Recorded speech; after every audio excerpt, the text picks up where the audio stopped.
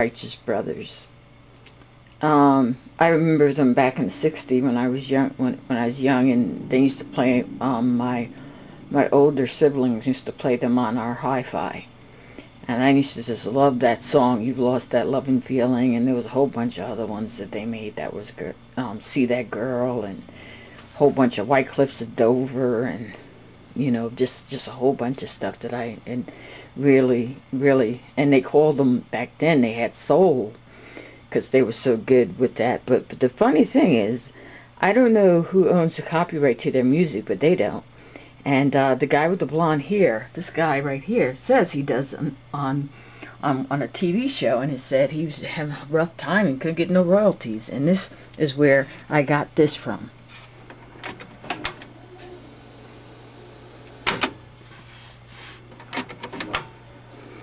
On the wrong side, of course. That's the way it always works. You put something in and it comes on the wrong side.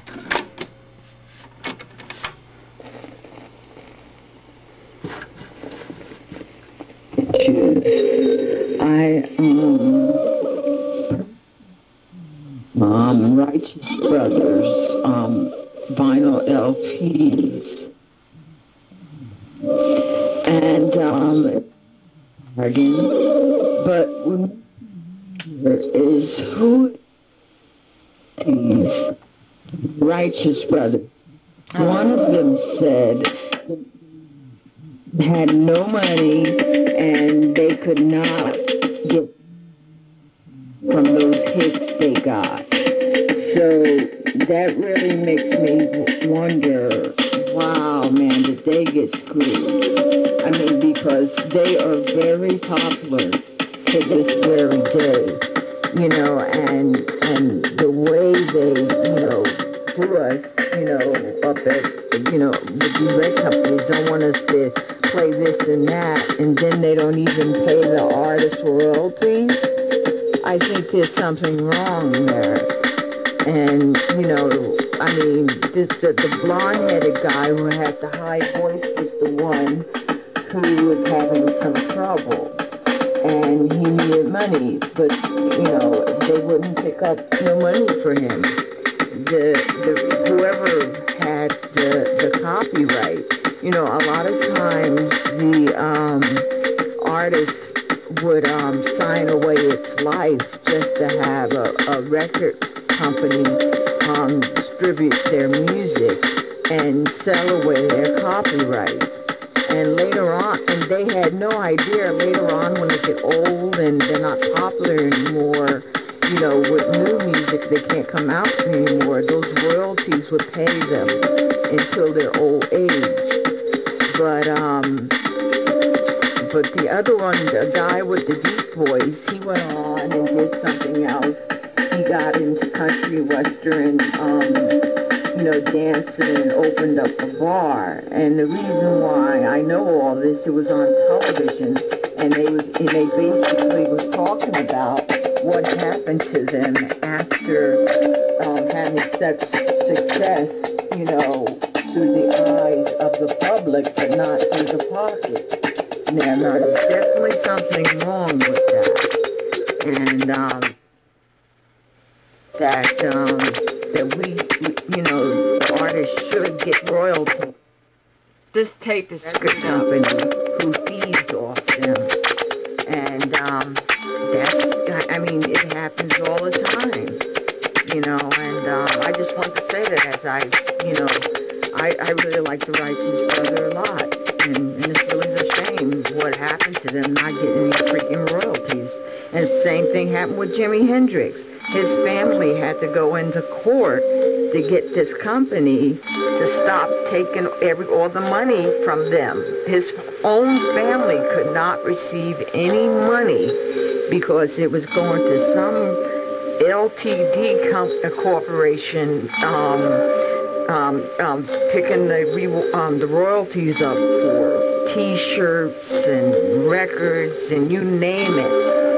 And I think that's a shame that they're able to do that. And I mean, I know Jimi Hendrix and the other guys that are in the band, all of them got absolutely no royalties. The ones that are still alive, Jimmy is dead, of course, but the rest of the band received no royalties. And as you know, Jimi Hendrix is still selling music to this very day. He's being introduced to new generations. Every time a child is born and grow up and get introduced to Jimi Hendrix all over again, there's more royalties.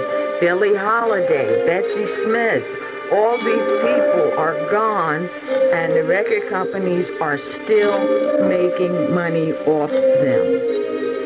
Okay? So that's something to think about. This is really serious.